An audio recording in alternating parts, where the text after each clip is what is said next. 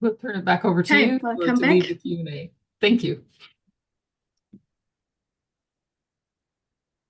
Sorry, I didn't hear you.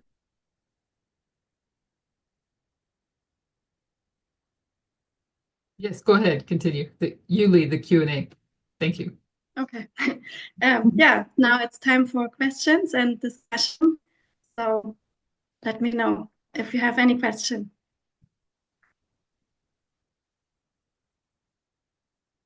Hi, Lena. Just to clarify, thank you for your presentation and your vast amount of information about Islam.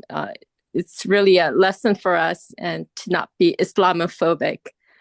I just wanted for you to clarify on your witnesses. Let's say you put January 6th as the Sunday law waymark. Would you say voting is your first witness for that? No, I base it on the line of the ship of Acts 28, where I compare 2001 with 2025. And there we see the same structure, like first the sin, the certification I would mark as the sin, as Michael Moore portrays it, and then 9/11. And I would parallel this with 2025. It's the certification, which is the final manifestation of their sin, where both parties sin, where they finally certify Trump. So it begins all before. It's the RNC in July, it's the election, the electoral college, everything.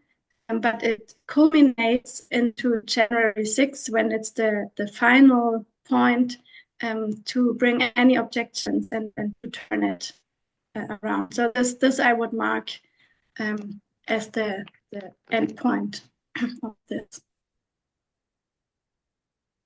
Okay, so that's the fall of the ship in January Yes. 2020.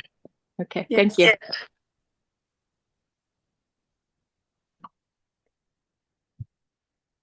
Mary has her hand up. Okay, hi, Elena. Hello. Okay, so my question is connected to 9/11 Hamburger. And you said that in 2025, the whole year of 2025, did you say that you're expecting jihadists, ISIS, to attack the armies of Rome? A literal attack? Yes, I expect a literal attack. I don't know if it is one attack or several. I have no idea about any details. But yes, I expect something literal. Well, my only concern that I have with that is the meaning of habiture and the interpretation of that. I say that because I remember Elder Pamenda giving us that analogy of a flower. So say like you're walking at the end of the winter, you're walking down and you see a tulip or flower pop up, you automatically know that the next season, say summer will be here. So the hamburger of that season is the flower, is the one flower that you have seen, but that season does not look like the flower at all. It's a hamburger. So 9/11, he said, is a hamburger of the close of probation. It does not look like towers falling down or a direct Islamic attack like that. So I'm wondering whether you are expecting the close of probation, a direct attack like we had with the World Trade Center's building falling down. Is that what you're expecting? Like ISIS will hit some targets in USA? No, first of all, 9/11 is a harbinger. This is completely right. And also the attack in 2025 that I would expect is not the fulfilling of the true, because the star is always the outward sign only. So even the star that stood at the Sanilo waymark at Bethlehem over the house, that star was not the fulfillment. The fulfillment was Jesus himself, Jesus in the manger, who is the morning star from the east, Jesus himself. So when we see 9/11 and other attacks, all this is only the harbinger. And even when we see an attack at the Sanilo waymark, it is the outward sign that is showing us to Jesus, to the real morning star. It is showing us to the experience with Jesus. It is not the fulfillment itself. It is still a harbinger. It's a harbinger for what at Sandalo? It's a harbinger for Jesus, the real morning star. Okay, so you have two lines there. You have the line of Christ, and I'm assuming that is the line of internal. And then you have the line of Islam. And from your two studies that you have presented, you have demonstrated how jihadist radical Islam is a scourge on the armies of Rome. So, and you said that a harbinger for that was the 9/11. So the 9/11 towers falling down was a harbinger for the armies of Rome coming to their end at shipwreck. And you have put that at 2025.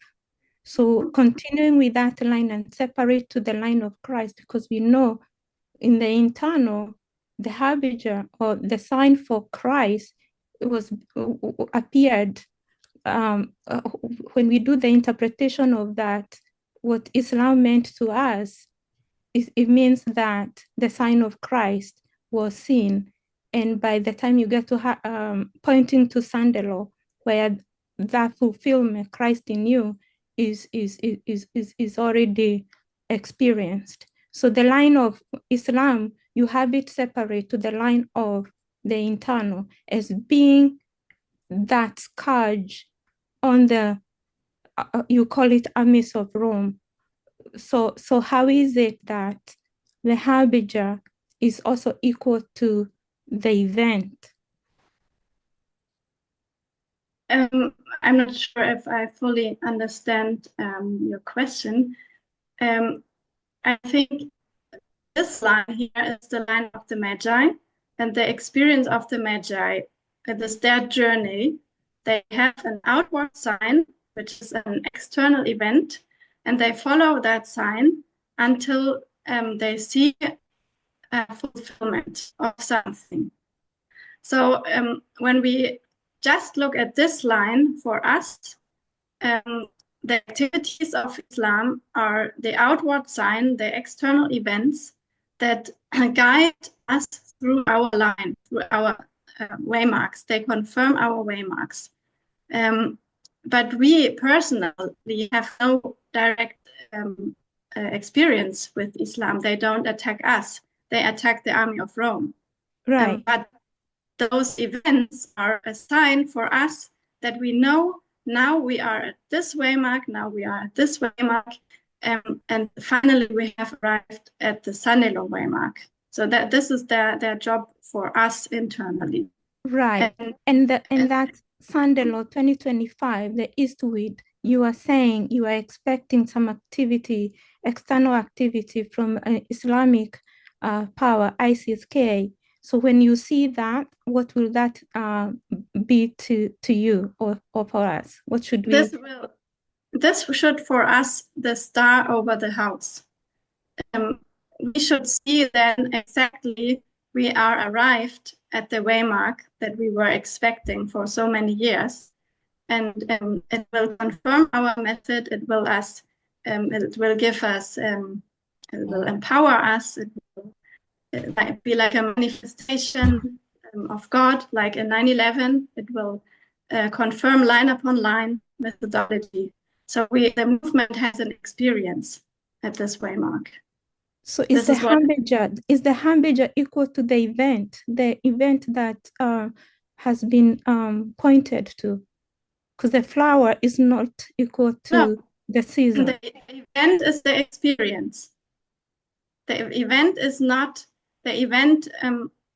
It's like what I'm drawing here. I'm drawing here 3 equal stars. It's an event here, it's an event here, and it's an event here. And all of those events point to Jesus in the manger. This is the fulfillment. So it's all the harbinger that is pointing to that waymark, to that fulfillment, to that experience. So some attack in the United States, somewhere in the United States, by ISIS, will confirm to you that the Sunday law it has occurred. Is it? Yes. Is that what you're saying? Yes. Okay. And maybe one quick question. In connection to the armies of Rome. The armies of Rome, are you referring to the 6th kingdom or the 7th kingdom?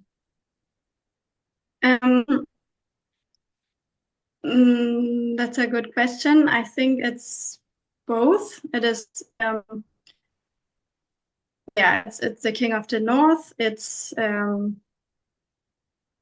armies of Rome are the USA.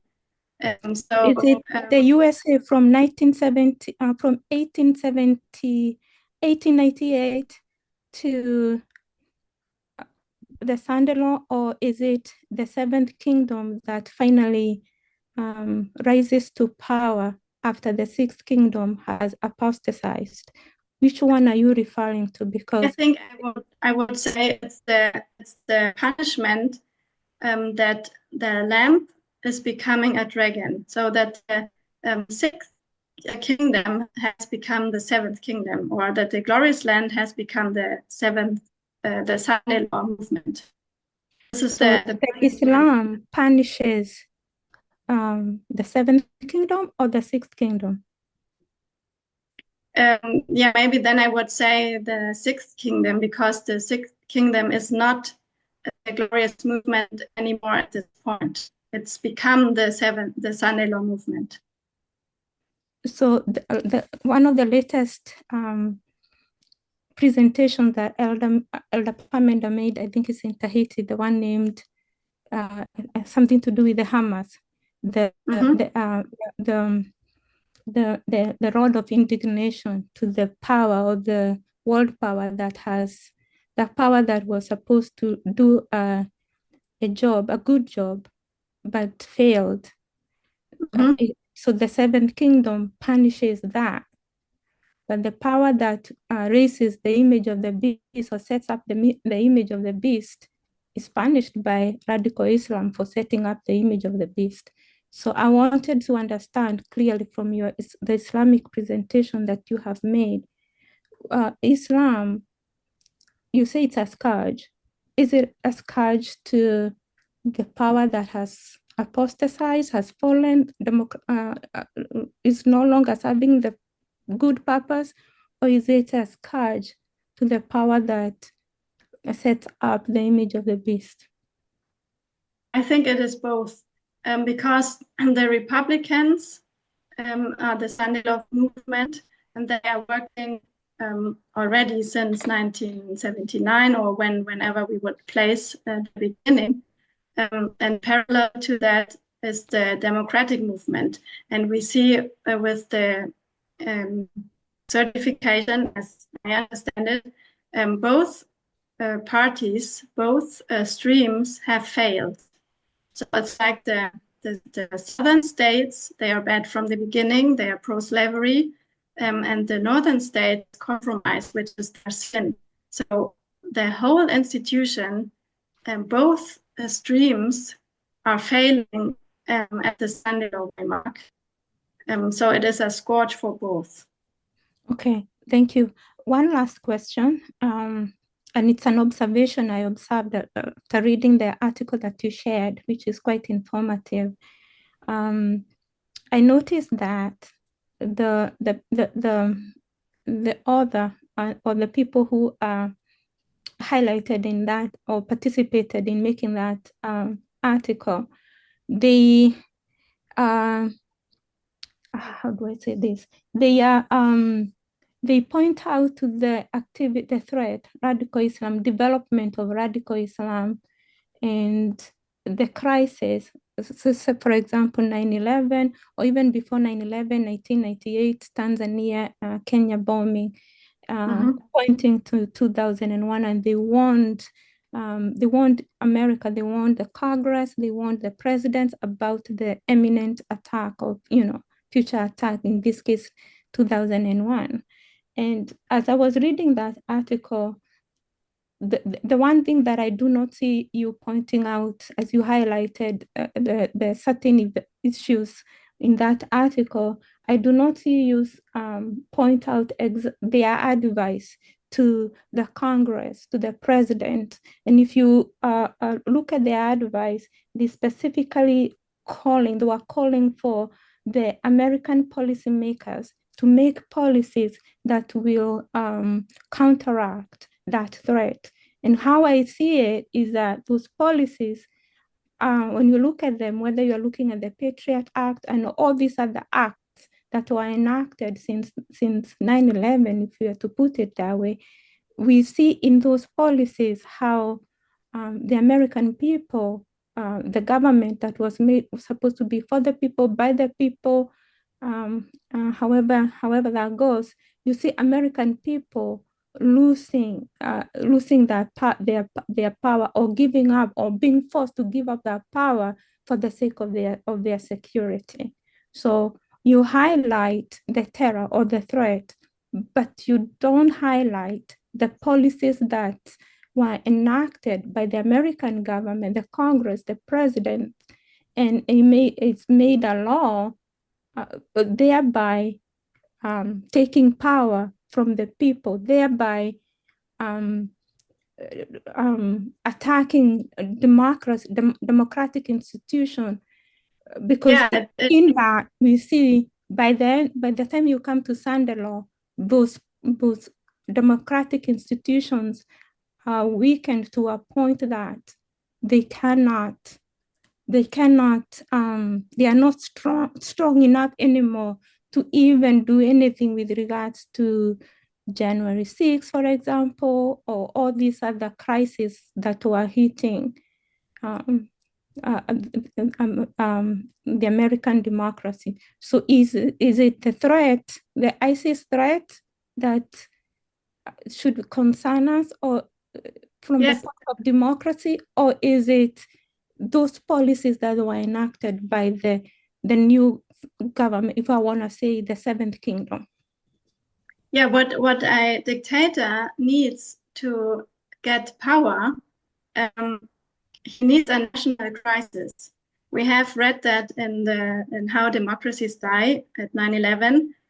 George Bush didn't have much support by the people, and then came the national crisis, and all of a sudden he had the support. There were the Patriot Act was a bipartisan law, which would never have been possible without such a crisis. So all of a sudden, people come together, people who are now criticizing Trump, and there is a national crisis, they have to support him. Also, the Democrats who are now criticizing, they have to work together in order to secure the country. So I think we can learn a big lesson when we compare what happened after 9/11 to what might happen now after an attack, that this will help Trump to really build or extend his power and be more and more like a dictator. He needs a national crisis. It was like Hitler also in the beginning. He needed a national crisis. We see this in almost all dictatorships when they come up. They need a crisis in order to get the support from the people, because then the people want a strong leader who gives them security.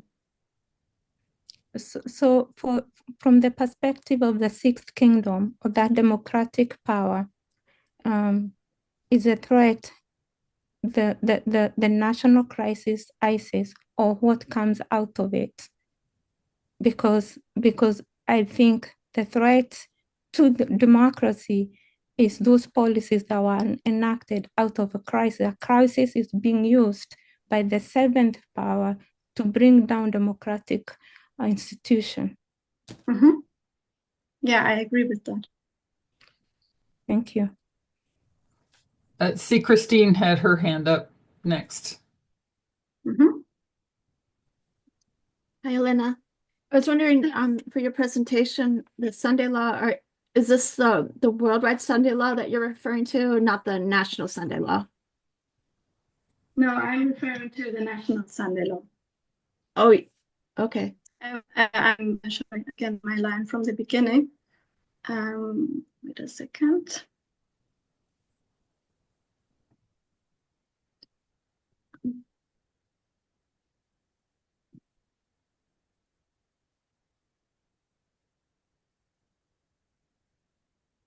So I'm talking about this line, close of probation for the institution, which is parallel to the National Sunday Law. Okay. All right. Thank you. Appreciate it. And thank you for your study. It has a lot of information in it. I'm glad. I have a question, if I could, unless Yeah, somebody sure. else was going to go. I don't know if somebody else was going to go.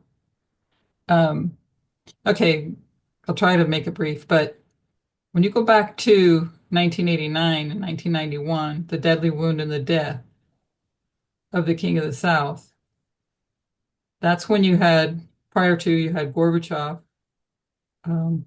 seeing what is coming, and he uses the phrase New World Order in a way of it being globalization, where the UN would be over the nations, and then Bush Senior comes out and uses that phrase intentionally to declare a unilateral power with the United States as a superpower. You had the Middle East also witnessing all of this, because you had the Soviet-Afghan War from 79 to 89, and prior to the Soviet troops leaving, or just prior to, you have the formation of Al Qaeda, and that they are already turning their direction on the King of the North. So as the King of the North begins to act like this unilateral power, it's that action and that behavior that leads to 9/11. So what I have trouble with is how you put the death of the King of the South, because we have the deadly wound at Panium and the death at the Sunday Law and the East Wind at the same time. So that's part of my question. But I'll leave it at there. Keep my thoughts and leave that question for you for now. Yeah, it's a good question. I really think we have to understand it. I have to admit it's not part of my study. I did not focus on the King of the South, even though, of course, all of this also is interacting with each other. Yeah, I think Argan's study is bringing good points to this, because it's also the same structure what he was suggesting.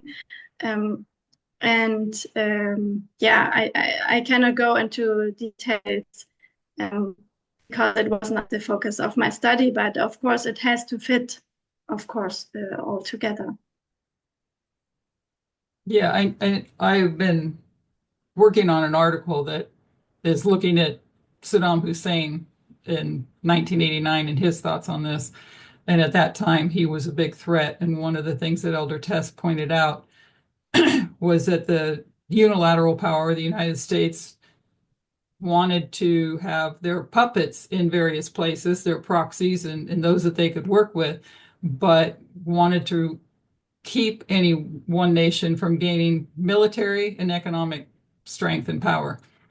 And so in their attack of Saddam Hussein, it was because he was accessing getting too powerful with oil, et cetera, economic strength and military strength. So, but all those actions, and even he feared, saw the handwriting on the wall that with the king of the south now out of the way, he saw the threat of the United States that was coming with the king of the south out of the way. So it seems like we would place the death of the king of the south like it is at the Sunday law, and then now the United States acts in this unilateral power that would be the cause that would bring the destruction, because you have, when you go back to Nebuchadnezzar, it's Nebuchadnezzar that punishes Jerusalem, but then it's Medo-Persia that conquers Babylon.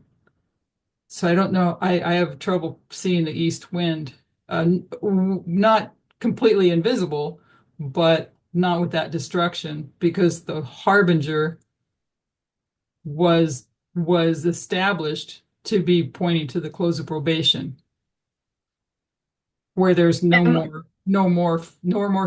saving, no more forbearance, and now there would be killing.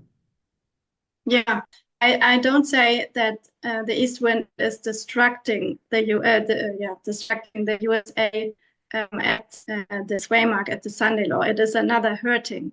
It is hurting at 9/11, hurting at the Sunday law, and killing at close of probation. So I believe we will see the east wind at the close at the last waymark here at the worldwide Sunday law close of probation waymark, because this is when the four winds are released. The four winds are all winds, but it includes the east wind.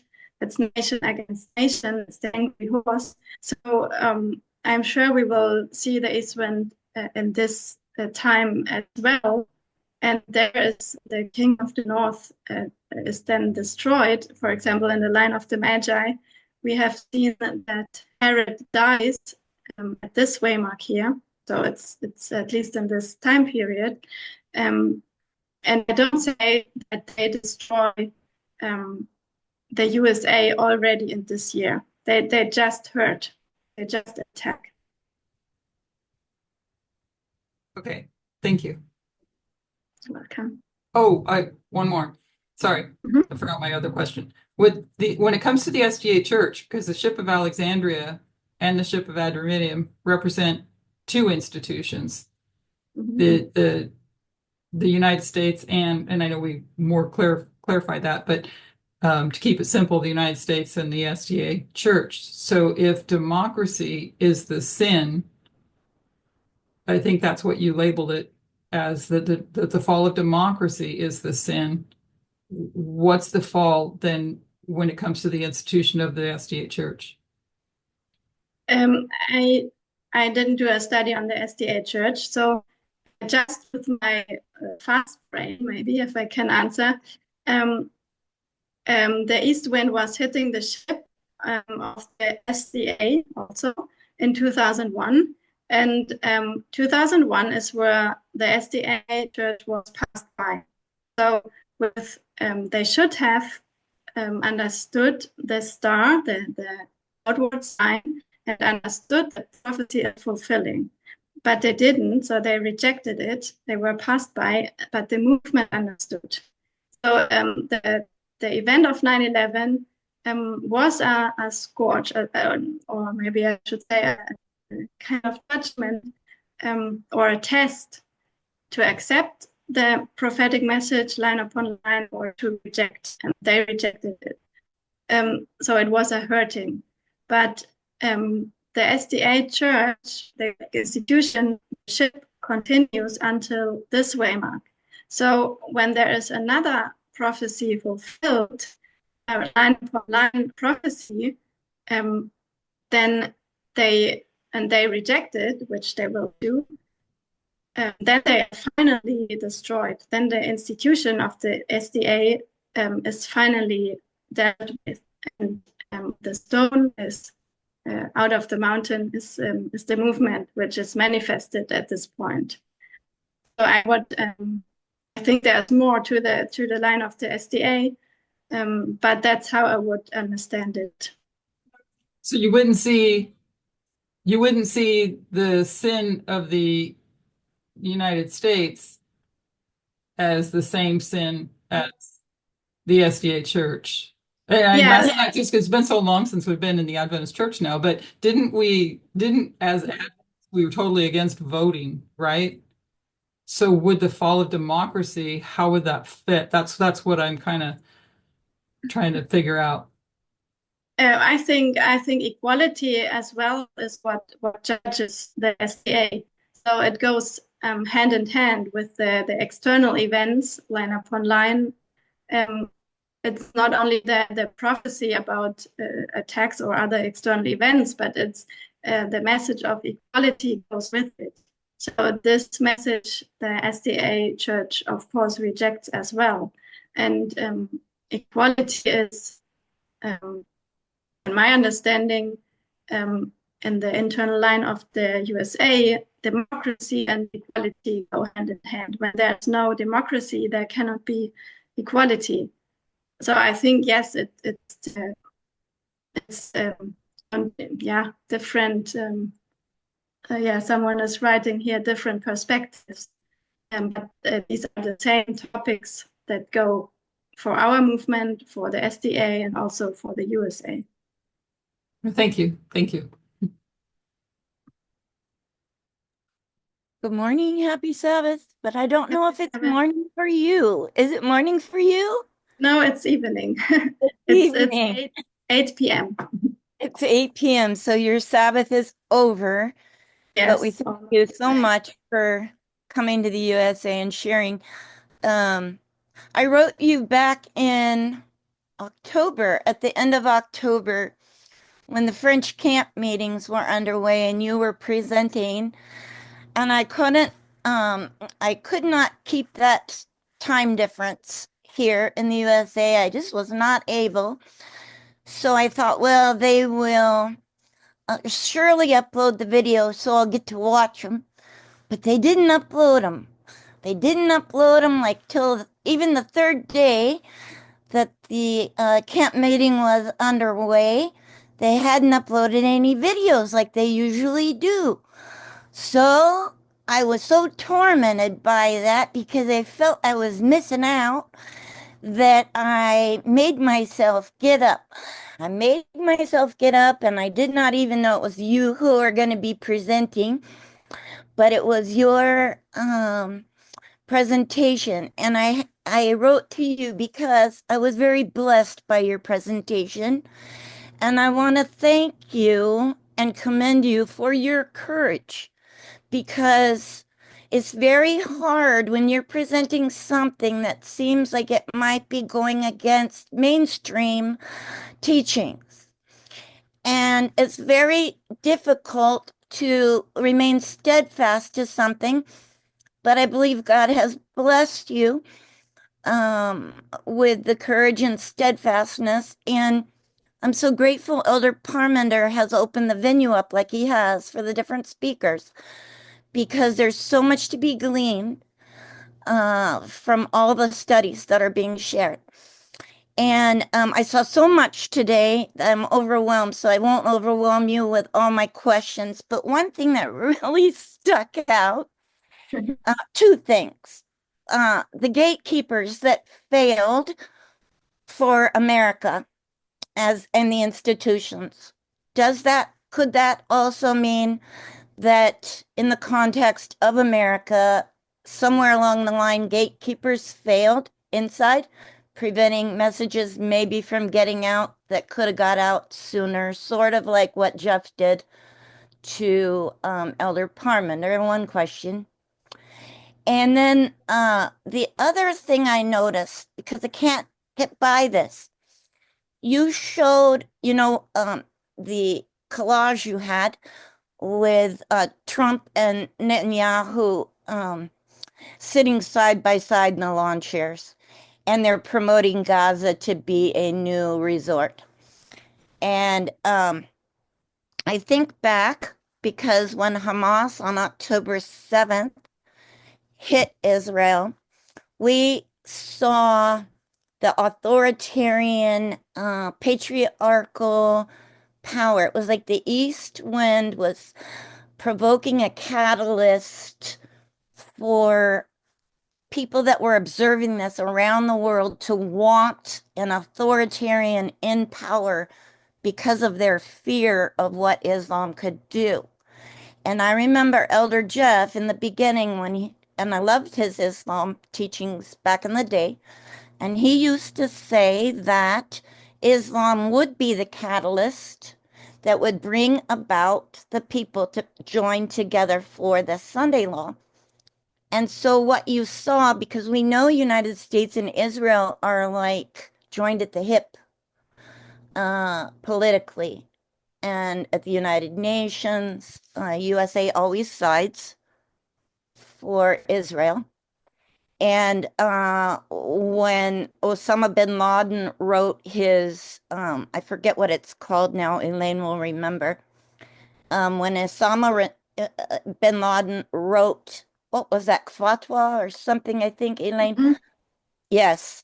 He wrote that the reason that he attacked at 9/11, there were several reasons, but some of the main reasons were the way that the United States favored Israel. I forget all of them, but I knew. So you can kind of see that relationship, the United States and Israel. And I hope I'm not all over the place with my thoughts.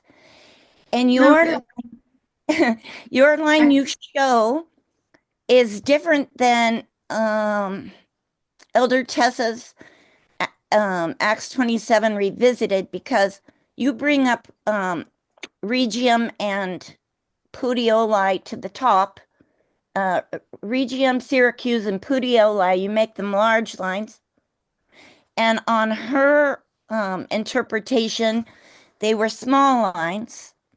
On the Castor and Pollux ship, where in Acts 28, if you recall what I'm talking about, she had those because she marked Puteoli as the second coming. So I'm trying to overlay all this information, and as I know everyone else here is too. But any thoughts about what is taking place with Trump and Netanyahu, and how they've joined together so much? Anyway, yeah, I don't know how to simplify it. Sorry. no problem. I go backwards, your questions. So the line of Acts 28, I think there are many more symbols that have to be investigated and understood. I think they can bring further line. And this is, for example, Castor and Pollux. I think we should look at this and see if we can learn more on our line.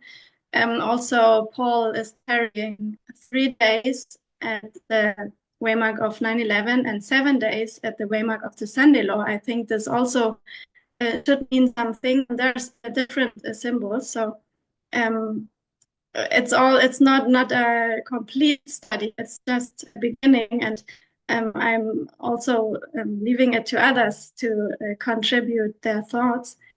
So I'm open to learn and thankful for any messages later on. If people have ideas and want to discuss, feel free to write me. Then your next question regarding Netanyahu and Trump. I really believe that Palestine and Israel is very much impacting all of this, because Palestine for the jihadists is still the holy ground that has to be protected and that has to be freed from the Crusaders and the Jews. So when Israel invades Gaza, or when even Trump is talking about taking Gaza, this is a direct offense to them. It is not only territorial war, like if a nation invades another nation, but it's religious. It's it's divine. It has much more meaning. So the whole controversy between the Palestinians and the Jews since back then, since biblical times, it's all prophetic, and it all has an impact on the narrative of the jihadists from today. So it's really interesting also to go into that story and draw it online, etc. And the jihadists also they say that Israel is the USA. They are one because they they really understand that it's literal and spiritual. They say that also that the USA is the army of Rome. So they understand all of that, and they say people who support Israel, they are immediately our enemies, and America is the close friend of Israel. So America is Israel basically, and needs to be punished. And everything what happens now in Gaza is very important to them. Yes, thank you so much. I'm going to pick up some of my studies that I put away on that, because you've confirmed for me some things I saw. Thank you so much.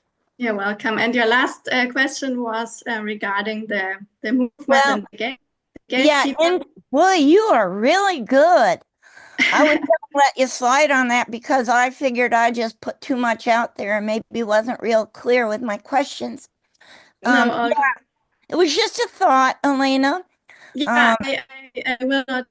I cannot give an answer to this, but I think definitely the lines should tell us something. They should give us a lesson. Otherwise, we can throw away all of our lines. That there's just a nice story or history happening, but all of those lines has to tell us something. Have to bring us to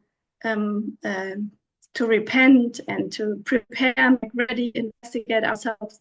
So I think also the line of the Democrats should show us something, and that we should not compromise, that we should not allow abusers to stay in the movement when they are not willing to change. All of this, I think we have to really, take care that we don't investigate, that we don't make those same mistakes as the Democrats did. Yeah, excellent point. It's like God is calling us not so much just to go along to get along anymore, because that would be compromising, but to truly know, sort of like what you had to do when you had to step away from your comfort zone and stand alone and teach something that might be difficult to present and might get attacked in ways. I don't know if it's been easy or difficult, but I suspect it's not that easy. And but that, I think, is, even if we make mistakes, I still think that that is part of the character that God is trying to refine in us, that we will be willing to stand up, separate if we have, because we are separated, many of us anyway, but that we will be able to stand on what we believe with all our heart. So yeah, I think it's really a very interesting process that we as a movement are going through at the moment, that different people can share their different views, that we listen to each other, that we are open to also change our view, and that we will find a solution to bring those different studies together. It's really it's really a blessing for myself. It is very challenging, and but I think it's part of the preparation that we as a movement have to go through in those important times, and it's really I think, really positive. I don't have a question, Eleanor. Nice to meet you. But I must say this. It's and words cannot express. I appreciate first of all what Elder Parminda did, to allow all these studies. I really admire all the Sunday law presenters. I think they're strong and they're good teachers, including yourself. I'm just hoping because I can see I looked at each, I'm looking at each studies objectively and I see gems in all. In my mind, I can see the pieces together. I just hope soon as a movement, we can fit them together. Thank you for your studies. Yeah, thank you. I really believe that it is like a puzzle. Everyone brings a piece. At the moment, it looks contradicting in some aspects, but yeah, I'm positive too that we will find a solution. Elena, this is Donna. Hello. Hi, thank you so much for doing the studies. I've been watching all your studies and really appreciate the MAGI, the new study. I agree with everything that Susan said and that, everybody in the chat are agreeing too. There's different applications for each story. And I don't see that as a contradiction because it all leads to inequality. It all leads to gender and to radical feminism. And so I think that each line is different, can have a different perspective, but then it all leads to inequality and the great test. And so all these different, applications that people may have, like, what Elaine said and Mary said, and, Susan, it all fits because if you look at the big test, it's all the same. It all leads to that. And so I so commend your bravery because I know it's probably not easy to have a different message and to maybe have differences to even some of the elders. But I think that that's what makes this movement special because you may not be able to do that. Like if you look at the Republican Party, a lot of the politicians are afraid to speak up. They're afraid to have a different perspective. They're afraid of for their family, for just being, targeted. And I think that this is a lesson for our movement, is that we shouldn't be afraid to share our convictions. And it's very clear that you have very strong convictions. And to me, they're all valid. I mean, I just have I have a thing that I want to share. We know that the attack is coming, or as I'm convinced. And so, like, when I was doing a little research, I was watching a documentary, a really short documentary, and it talked about the TSAs, the TSA agent. Many of the federal employees have been fired, and so is the TSA agents, as well as the aviation administration. Everybody's been like gutted. And then they're putting in people that really have no experience. So this opens up the door. It really opens up the door to very easily, I would say, for another attack. And when I was looking at the first attack on 9/11, on the towers, that was in 1993. There was the first attack. They wanted to bring down the buildings, but it wasn't. It didn't. It wasn't strong enough. And it was, I think it was an Islamic small group, Ramzi Youssef or something, I forget his name. But anyway, and one of the men that did it, I think it was Ayad, he had roots to Palestinian roots. So I just see this compare and contrast what's happening now in Palestine, and I think this is a really big thing. And I'm thinking because they attacked the towers twice, right? The first one in 93 and then 2001. I'm thinking in 2001, they didn't really fulfill what they wanted to do. Yes, they brought the towers down, but there were other airplanes that never got a chance to get off the ground. There was a whole plan to have, I think, 9 planes attack all at once. But, you know, and the White House was one of the targets, and there were different targets. So that plan did not get fulfilled completely. And I'm just thinking, this is just a hypothetical. I'm just asking your opinion. Do you see that that it is a probability, probably a high probability, that the next attack could actually be a repeat, but more devastating, more vast? In other words, with airplanes, because it's so easy now, national security, if you know, planes are really kind of scary now to be on a plane. It's going to be very easy to penetrate these avenues, and their plan is so detailed that do you think that they could possibly do the same type of attack? In theory, yes, but I have really no idea. And also, I think it could be a lot of different possibilities because, for example, it could also be something like October 7th, so something Right. like that. Right, I that too. Or cars driving into crowds or at a big event. It could be anything. So Right. I really have no idea what it will be, but they use always symbols. So, for example, 9/11, the historian Gilles Kepel, he writes that it were 4 airplanes, 2 into the World Trade Centers, 1 into the Pentagon, and 1 into the Capitol. And the 4th into the Capitol was prevented by a passenger revolt. Right. He's saying it is exactly those 3 symbols: the economy, the military, and capital, and politics, government.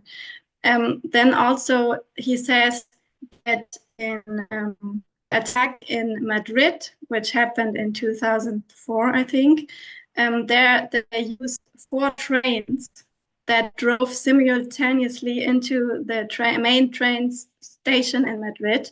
So also 4 vehicles. And their plan was that they arrive all at the same time into the train station and blow up the whole main train station with thousands of deaths. It didn't work because the trains had some delays. So he's describing it as it is after the pattern of 9/11, like 4 vehicles. Then they had at 9/11, they had the airplanes.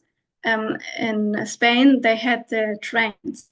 Now, 1 year later, 2005, in London, they did an attack on the subway station, and they used also, I think they used a bus, a metro, and something else. I don't remember the details, but he's saying also with that they covered up all transportation system, and they want to make the people fear that it can happen everywhere, that they can feel nowhere secure.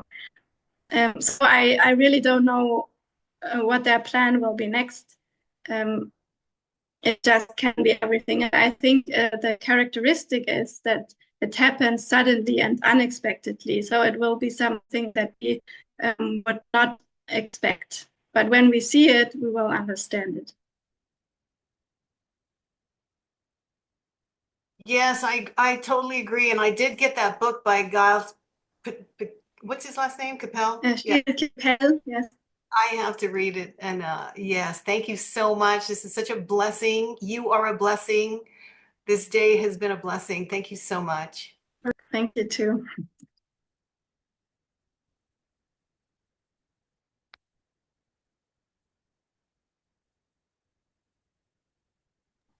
Elena, it's me. I feel like I'm alone here on this, but I'm still on that harbinger thing. It feels like the harbinger cannot be the fulfillment of the event. Feels like we're looking for an attack to happen, and we already have the sign. They already told us in 2001 what they But gonna where what do they you gonna see do? where do Yeah, you see the sign of the son-in-law? the sign of the son-in-law. Yes. I see the fall of democracy as the sign of the sign of the son-in-law, and the falling of democracy that has been brought about by the activities of when I say the seventh kingdom, we want to call them MAGA, as a result of this heightened national crisis. So Okay, but the sign of which was given to us in 2001. So the activities that came after that is the one that brings about the fall of democracy.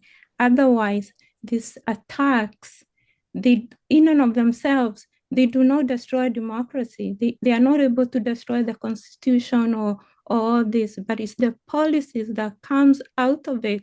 Those are the events that has been portrayed by the falling of the World Trade Centers, the economy, the military, and all of that. So I don't, sorry and forgive me for this, but I don't understand why we will be looking for another hamburger in 2025 while we already have seen the hamburger in 2001 and the implications of that in chipping away of the constitutional rights and the fall of democracy itself. I think the fall of democracy, of course, also is a part of the external events and of the signs, like the fall of Russia, like all of the external events that are seen in our lives. They are all signs, all outward signs to show us where we are. But at 9/11, this is how Elder Tess established it. 9/11 is the star. So in 2001, so when we want to look, what is the star at the beginning, when the Magi saw first the star, what event is it for us? It is 9/11. It is not the fall of democracy in 2001, the star. The definition or the parallel to the star is clearly 9/11. This is the outward sign. So it has to be, if we see the star again, and the Magi saw the star again, they saw the star two more times. So if we see the star again, it must have the same characteristic as 9/11. It cannot be something completely different, because the star was always the star. It always looked similar, or it looked not exactly the same. It was sometimes brighter or less bright, but it is the same characteristic. Yeah, it is one Yeah, thread. Sorry, but I hear that about the star, and I see the events of 2001, and I hear others who are commenting on it, like Susan and others about 2001 and how it was seen here in America, and the events of 2023. October 7, and how they were seen. And in the words of Netanyahu himself, he said October 7 was their 9/11. And we do see the implications of that with regards to democracy itself, not only here in America, but worldwide. So I'm asking myself, are we missing something here when we are waiting for an attack by ISIS, which has been going on all over these places, Spain, UK, and all of these places, Africa, been going on, but we fail to look at the institutions themselves, which Osama bin Laden already told us in the letter what he was angry about with regards to America, with regards to Israel. Are we looking for a hamburger where we already have it, and the fulfillment of the event has been happening right in front of our very eyes with regards to these institutions, democratic institutions, coming to an end as a result of this national crisis, especially 2001 and the one in 2023, October 7. I think we are not waiting for democracy being fallen, because it is already fallen. So I have tried to explain in my first part of the study when I see democracy to be fallen, when I see the institution to be shipwrecked, and this is January. So this has already been fulfilled. But of course, it's a process. It will go worse in the next months and years. Trump will be more dictatorial. The next elections will be different to the last elections. All of this process, it will decline. Democracy will continue to decline. But I see democracy as being fallen, shipwrecked at January 2025. So this external event for me already happened. I'm not waiting for it to happen. We are in this decline. So the 2025, the event that you said that will happen with regards to ISIS, the 2025, that Islamic attack, what will it confirm to you with regards to closer probation or shipwreck of the institution? It just confirms the line upon line method. Because now in the movement, we are not sure if the Sunday law waymark is 2024, July, or if it's January 2025, or it's on any other date. So some have reasons for July, some have reasons for January. For me, for me personally, the fact that in 2024 was no attack, that the east wind was not seen in 2024, shows me that 2024 cannot be the Sunday law waymark. So this is for me the outward sign that we are not yet arrived at that place in 2024. And if Islam does not attack in 2025, what will that mean? Then my study is wrong. Okay. Thank you. You're welcome. Elena, Anna asked a really good question. I'll read it for you in the chat. It says, Okay. why is the New Orleans terrorist attack in January not the fulfillment of the East Wind attacking this year?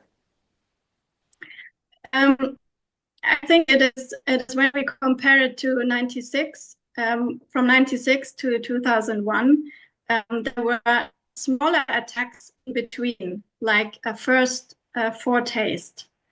So I believe the attack on January 1st is such kind of foretaste. It was just a minor thing. It is not that it was that, if you compare it to 9/11, it did not have much effect on the politics, on the world, but 9/11 changed the world. So I think it is just one of those foretastes that they gave to see, look, we're able to attack in the USA, but it was just a lone wolf attack. Someone who identified, who pledged allegiance to ISIS, but was not really sent. It was nothing orchestrated.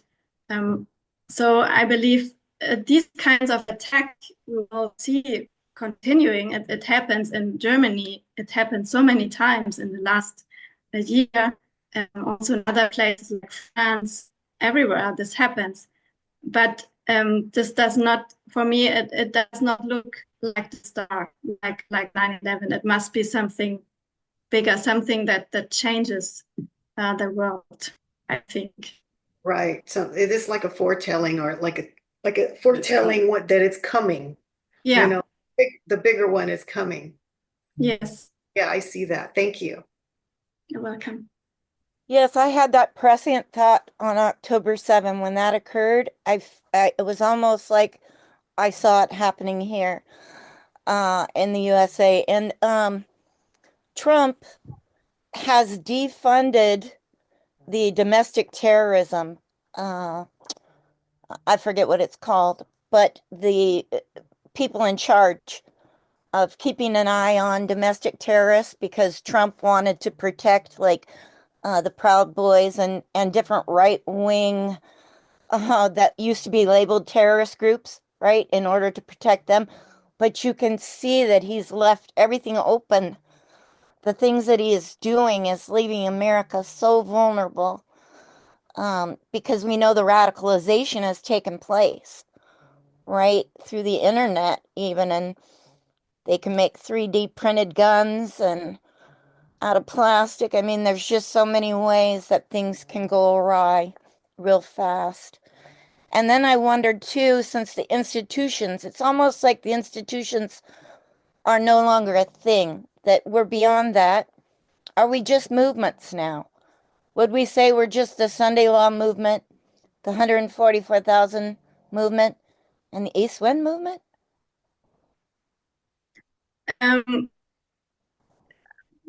Yeah, I would.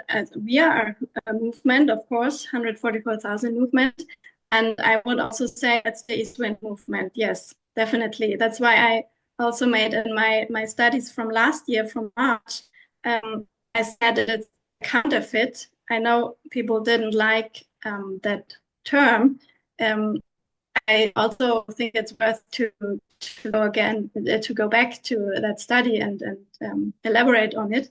So I will not now discuss on this term, but I believe that they are a movement because they have the same experience. They have a time of the end. They have a time of darkness. They have an increase of knowledge, formalization, all of this. But it's just the opposite. It's just satanic. It's like mirroring, and they are no state. That's why I also don't see the East Wind to be fulfilled by the Taliban or by Iran, because those are a nation. They want to be a recognized state. They want to suppress their people, but they are no movement, no spiritual worldwide movement that does not depend upon territory. So we are too. We are the heavenly kingdom. I think the characteristics are quite similar. So yeah, that's why I'm so sure that I believe the East Wind is really fulfilled by exactly that group, by that ideology. We know that the North and the South, they are poles, so we can pin it to a region, to an exact place. It's the extreme, the two extremes. But the East and the West, they are no poles. You cannot pin it to somewhere. It is everywhere. So it is like a spiritual, like an ideology. Yes, I see that. Yeah. What was your other point? Oh, I got so lost in listening to you. I can't remember. I just got so lost in listening. Sorry. Can I ask you a question, Elena? Yeah, sure. Sure. Just following Revelation 17 about the rise of the seventh kingdom at the Sunday Law Waymark, and continuing for a short space. And we are in the short space. We're still seeing the development of the Trump presidency. We see lots of destruction going on right now inside the government. Now, if ISIS-K disrupts the U.S., wouldn't that be helping Trump to continue the destruction? That's my first question. Yes, I think indirectly, yes, because this is what happened with Bush. It was really helping him. So I would not do a conspiracy out of this that Bush orchestrated something like this. But a crisis is good for an authoritarian to extend his power. So I think, yes, it will help Trump. Trump needs something like this because his approval ratings are not very good. His policies, his economical decisions are not what people like. So there is a lot of criticism on his policies. And that means in order to fully reign as a king, he needs to have more support from the people. And this can only be possible with a national crisis. So I think, yes, it will help. So, but historically, the function of Islam is to bring a scourge to the apostasy, the union of church and state. And we know in Revelation 9:4, it says, and it was commanded them that they should not hurt the grass of the earth, neither any green thing, neither any tree, but only those men which have not the seal of God in their foreheads. So that's why we put this at the close of probation, right? Because then the people of God will have their seal. To your first part, I would say it helps the Trump, but also it hurts, of course, the USA. It breaks something. The war on terror is expensive. He has to react. This will. Yeah, I don't know exactly how to explain or what will happen, but it will definitely also at the same time hurt the USA. It is a scourge, so it cannot be something good. Regarding the green thing that they should not hurt, I think it is that the people of God are not damaged by the east wind. They are safe. I mean, at least as a group, as a movement, the east wind does not attack the movement. It's the opposite. With the message of the east wind, our message will get empowered. So, yeah, it was in the history. It was always Islam that helped the people of God in some shape or form. So I guess what I'm saying is the Islam will be brought again to destroy the king of the north. Part of that, when the four winds are loosed, I think for Islam to hit in the Sunday law period between now and close of probation, it will be helping him and not destroying him. So I am hesitant, about them hitting during the Sunday law period, because I feel Trump is doing enough to destroy America. And, we have to see the development of the King of the North in the Seventh Kingdom. We are in the end of this earth history. The pagan power had the rule for 360 years. The papal Rome had for 1260. I think this period is just that short space. We need to let the Seventh Kingdom develop without any, interruption. I don't know. Just looking at history from all those three Romes. Yeah. Elena? Sorry, just a short comment on this. I don't think it will interrupt the development of the Seventh Kingdom, but it will help the development of the Sixth Kingdom to get more dictatorial, even more. And I agree that the distraction is only at the close of probation. It is not yet. Now it is only a hitting. It is a hurting. It is not yet the distraction. Okay, thank you. Yeah, I think we've been taught that Islam will bring a destruction to the King of the North, not helping them so much. But yeah, that's another perspective to consider. Thank you. Okay. Elena, I just had a quick question. Looking at everything, the patterns that you're seeing with the star, the Magi, and looking at everything that you brought out with the history of Islam and what's already happened in 2001 and what led up to that, I can't help but I look at the things that are happening. We know God's in charge, and that all of this is to the greater saving of souls, of humanity, and so it makes more sense to me that 2001, okay, was a harbinger, but I see that because the parallels are so strong that in 2025 that there could easily be a large, major,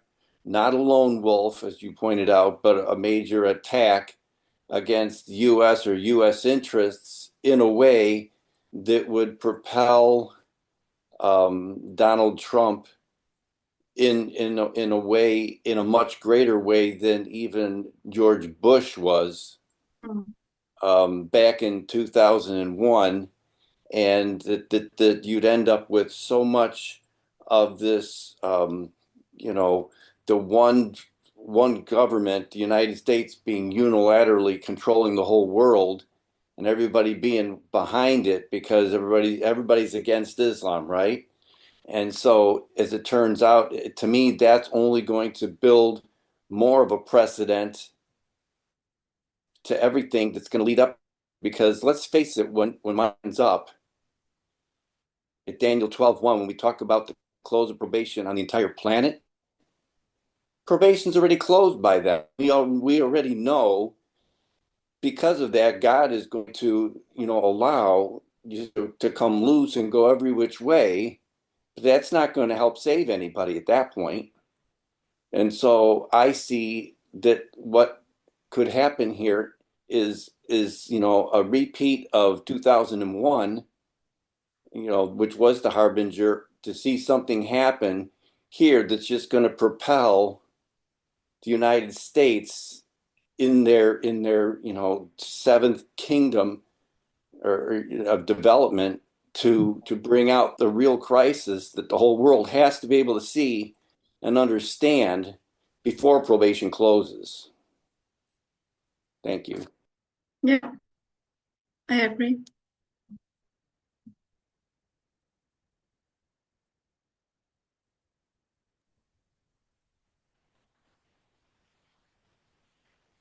Those are all good questions. Does anybody have any other questions before we close?